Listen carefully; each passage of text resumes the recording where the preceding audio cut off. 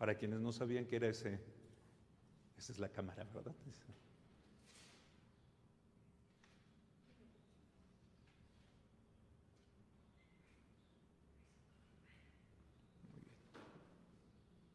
¿Ya están listos? Espero que también ya esté listo la cámara, porque como la movieron. Ya. Muy bien. La frase de San Pascual Bailón es: para Dios, ten un corazón de niño.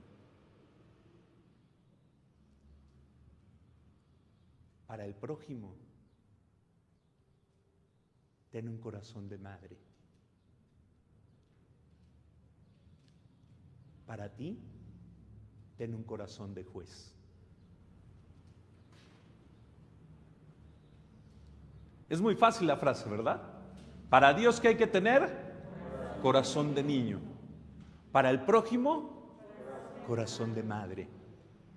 Y para uno mismo, un corazón de juez. Estas virtudes y esta frase sintetiza todo lo que vivía y cómo vivía San Pascual Bailón. Para Dios era un niño. Por eso Bailón era su apellido. Sin embargo, se le veía siempre alegre. E incluso cuando creía que estaba solo frente a la Virgen María, se ponía a bailar con alegría. Insisto, Bailón no es porque bailara mucho, era su apellido. Su papá se llamaba Martín Bailón y su mamá Isabel. Y Martín Bailón, que tenía un corazón para Dios de niño, tenía un carácter fuerte, ¿sabían? Muy fuerte. Pero como amaba mucho a Dios, era tierno hacia los demás, como una madre. Esa frase me encanta, porque para Dios ser un niño alegre, lleno de paz, lleno de alegría. Para tu prójimo, sé como una madre. Esa persona que te es difícil, si tú la ves como si tú fueras su madre, lo tratarías o la tratarías de modo distinto. Si a todo prójimo lo ves con un corazón de madre, como Pascual Bailón veía al prójimo, nuestra forma de tratarlo será muy especial. Pero la alegría, la sencillez y la candidez no nos debe de llevar a ser simplones. Por eso también debemos de ser como jueces, fuertes, seguros y también no autocomplacientes, sino saber, uno debe también tener un corazón de niño para uno mismo, un corazón de madre, pero un corazón que no se autoengañe. Por eso también debemos de tener un corazón de juez. ¿Se la aprendieron entonces? Para Dios, ten un corazón de niño. Para el prójimo, ten un corazón de madre. Para ti, ten un corazón de juez. Gran enseñanza de San Pascual Bailón. Bueno, ya les contaba que, le quiero contar a los franciscanos la vida de un franciscano. ¡Qué barbaridad! Seguro me dan clase. Y a los adoradores les quiero platicar la vida del patrón de los adoradores. Bueno, pero para quienes no son franciscanos y adoradores, porque ellos ya se saben todo esto, ténganme paciencia, los franciscanos y los adoradores, y los que no son franciscanos y adoradores, quizá con el ejemplo de San Pascual, quieran ser alguno de los dos, o adorador o de la tercera orden franciscana. Bueno, sus papás eran gente campesina, muy pobre, muy pobre, allá en España. Estamos hablando del año 1500, hace mucho tiempo, 1540 más o menos. Muy bien. Y desde chiquito, él le encantaba ir a la iglesia. Siempre le encantaba ir a la iglesia. ¿Han visto al monaguillo nuevo que tengo en misa? Me llega aquí, pero va a la iglesia así, feliz. Y está en la misa así, feliz. Así me imagino a San Pascual Bailón. Desde chiquito con una alegría de ir a la iglesia, una felicidad. A los 7 años, como su familia era muy pobre, empezó a trabajar con su papá. ¿Cómo se llamaba? ¿Se acuerdan? Martín Bailón. Muy bien. Como eran muy pobres, entró a trabajar con un hombre muy rico, que también se llamaba Martín. Martín García se llamaba su patrón. Y desde los 7 años trabajaba cuidando ovejas, era pastorcito. Y cuando a lo lejos veía las torres de la iglesia, les decía a los otros pastores: Jesús, Jesús, Jesús, 3 veces. Así les gritaba: ahí está Jesús. Y entonces este pastor, ya ven que tienen un callado los pastores, poco a poco fue haciendo con su cuchillo una imagen de la Virgen. Entonces tenía siempre a la Virgen a su vista.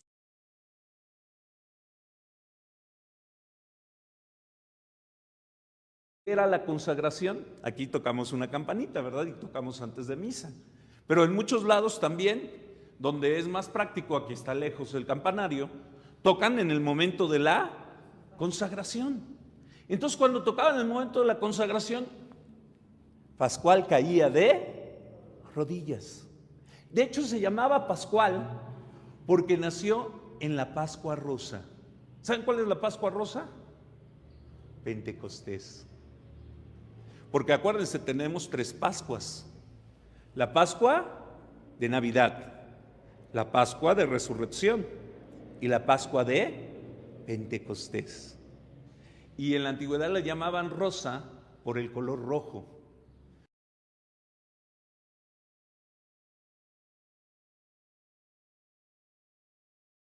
Usted se viste de rojo.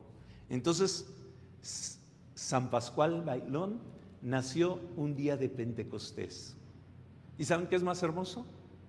Murió un día de Pentecostés. Su vida entera pasó en medio de Pentecostés, iluminado por el Espíritu. No son datos menores, son signos muy concretos. Nace el día de Pentecostés y va al cielo el día de Pentecostés. Entonces, desde niño, cuando oía la campana, caía de rodillas.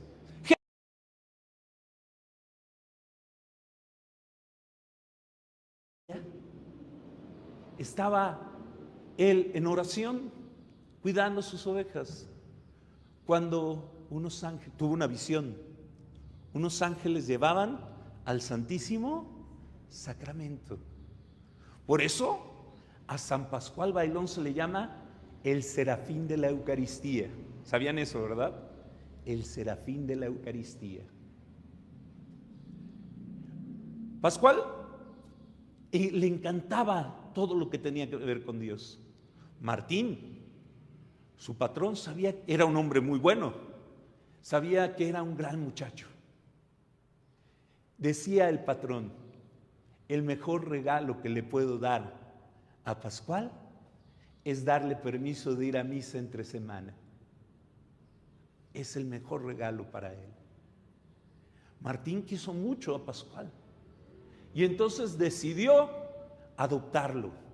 Él era un hombre extremadamente rico, pero no tenía hijos. Entonces pensó: que toda mi fortuna sea para Pascual. Cuando pensaba esas cosas, Pascual, se le apareció San Francisco y Santa Clara y le dijeron: queremos que seas nuestro. Y entonces le agradeció a Martín toda la posibilidad de ser un hombre rico, pero él quería ser pobre como Francisco y un adorador perpetuo. Él, lo único, como entró muy chiquito de pastor, no sabía leer. En esa época había un librito que se llamaba El Oficio de la Virgen, y era el libro de oración de los laicos, de los que querían estar cerca de Dios. Él era profundamente inteligente, no había estudiado, pero era muy inteligente. Entonces, él solito, a base de ver a los demás y seguir las oraciones, aprendió a leer con el libro del oficio de la Virgen María. Pero para entrar con los franciscanos no era suficiente saber leer, querían que tuviera más conocimientos. Él entró con los franciscanos de una reforma de San Pedro de Alcalá. Entonces eran muy estrictos y en un principio no quisieron aceptarlo. Pero ya la fama de santidad del joven pastor, él tenía 20 y tantos años cuando quiso entrar al convento. En el segundo intento lo aceptaron, en el primero no, pero en el segundo intento lo aceptaron. Y pronto se dieron cuenta de sus grandes cualidades, su alegría, su entusiasmo, su gran inteligencia. Y entonces quisieron que se ordenara sacerdote. Pero él decía, yo no soy digno de tener en mis manos a Jesús, Eucaristía. Y no aceptó ser sacerdote. Sus superiores le decían, es que debes ser sacerdote. Él, que era muy pobre, hasta para los franciscanos vivía muy pobre. Decían, es que comes muy poquito. ¿Saben qué comía él? Las migajas de lo que sobraba de la comida de los demás frailes. Eso es lo que se comía. Y no quería cambiar de hábito, y estaba roído su hábito. Y los franciscanos en los lugares fríos usan una capa, él nunca la usó. Y siempre andaba descalzo. Aquí hay que quitarle estas sandalias, se equivocó el artista. Siempre andaba descalzo. Nunca aceptó usar ni siquiera los guaraches. Entonces, su vida de pobreza, entonces él aceptaba solamente los encargos más sencillos, ser portero, cocinero, etc. Un día le dieron un encargo importante que no podía él dejar de aceptar. Había que llevar unos documentos al superior de la orden. Perdón, se me olvidó hacerles algo muy bonito. Cuando tocó a la puerta del convento la segunda vez, le abrió un hombre que también, un franciscano que también está en los altares, el beato Andrés. Muy bien. Con quien llevó mucha amistad. Los santos siempre van juntos, ¿verdad? Entonces, le pidieron que tenía que ir a Francia a llevar unos papeles al superior. Sabían que era el único que iba a aceptar el encargo, porque el camino entre España y Francia era muy peligroso en ese momento histórico, porque los calvinistas se llamaban en Francia hugonotes, y había una guerra entre los hugonotes y los católicos, pero una guerra muy cruel. De hecho, hubo una matanza de calvinistas terrible que se llamó la Noche de San Bartolomé. Los católicos mataron a muchísimos calvinistas mientras dormían, y los calvinistas mataban a los frailes y a la gente en el camino. Miles de personas. Era terrible. En París, junto al Louvre, aparecían los cadáveres muertos. La guerra de religión fue terrible en ese momento. Entonces nadie se atrevía a atravesar hacia Francia, porque las noticias eran literalmente como si te dijeran hoy, ve a Ucrania. Pues ¿quién va a Ucrania? Pues Pascual Bailón fue a Francia. En el camino, por supuesto, no quiso quitarse el hábito, fue con su hábito, y eso era un signo de mucho peligro. En algún momento lo detienen los hugonotes y le preguntan, ¿dónde está Dios? Y él contestó, en el cielo, y lo dejaron ir. Después lo apedrearon. Él dijo, no se le ocurrió, dice, si hubiera dicho en la Eucaristía, me hubieran matado, yo hubiera sido mártir de Cristo, pero el Señor no me consideró digno. Cuando fue canonizado, el Papa escribió, el martirio no llegó a la cita. Él, el mártir, sí llegó a la cita. Él estaba dispuesto a morir por Cristo. De hecho, en el camino estuvo hablando de la Eucaristía a los hugonotes, de la autoridad del Papa que negaban los hugonotes. Cuando regresa, en varias ocasiones no quería aceptar cargos, pero su santidad era muy grande, todos lo sabían. Entonces, cuando el maestro de novicios salía por alguna temporada, lo hacían maestro de novicios. Cuando el superior salía, lo hacían el superior, pero decía, solo en este momentito. Lleva una vida intensa y llena de amor a Cristo. Todas las noches, cuando todos los demás frailes se iban, se quedaba ante el Santísimo en señal de cruz de rodillas. Casi no dormía. Y siempre dormía en el suelo directamente, porque tenía un corazón juez para sí mismo. Ya antes de morir, él ya hacía muchos milagros. La gente sabía que era un hombre muy santo. Pronosticó su muerte. Y el día de Pentecostés, cuando estaba a punto de morir, se oyeron las campanas de la misa, como cuando era niño. Voltea y dice, ¿es la consagración? Le dicen, sí. Qué momento más hermoso. Cerró los ojos y fue al cielo. Evidentemente la gente sabía que era un santo. Entonces, 3 días enteros estuvo la gente pasando por su cuerpo, orándole, pidiendo. Las filas eran gigantescas. 3 días fueron necesarios para que toda la gente pudiera despedirse de San Pascual Bailón. Cuando lo enterraron, su cuerpo estuvo incorrupto durante siglos. La gente llegaba a su tumba, le hacía oración. ¿Y qué creen que pasaba? Golpecitos. Se oían golpecitos en su tumba. Tas, tas, tas. Cuando se oían los golpecitos, sabían que el milagro se iba a cumplir. Fue canonizado por el Papa León XIII. Y León XIII lo hizo patrono de todas las asociaciones vinculadas a la Eucaristía. Por ejemplo, la adoración nocturna, pero también los congresos eucarísticos internacionales. Sabemos que periódicamente el Vaticano pide que en un lugar del mundo se realice un congreso para reflexionar sobre la Eucaristía y tener momentos de adoración perpetua a Jesús. En Guadalajara fue hace unos 25, 26 años. Él es el patrón de los congresos eucarísticos internacionales, de la adoración nocturna. Pedimos pues que su intercesión siempre nos acompañe, especialmente a ustedes, franciscanos, y especialmente a por eso hoy usé el ornamento de la adoración nocturna mexicana. Pero ¿saben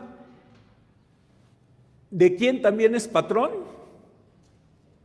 De las cocineras. ¿Sabían eso? ¿No? ¿Saben cómo cocinar rico?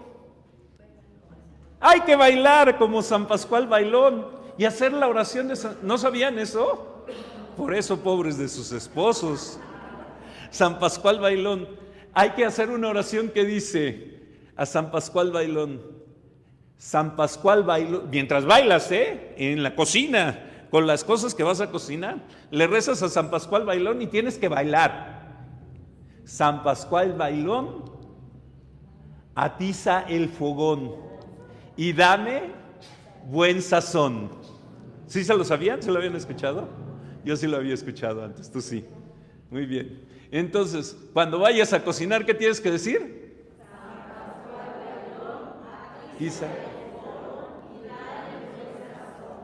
Y entonces, seguro les va a quedar muy sabrosa la comida. Pero tienen que bailar muy alegres, porque Para Dios hay que tener un corazón para el prójimo, un corazón de madre.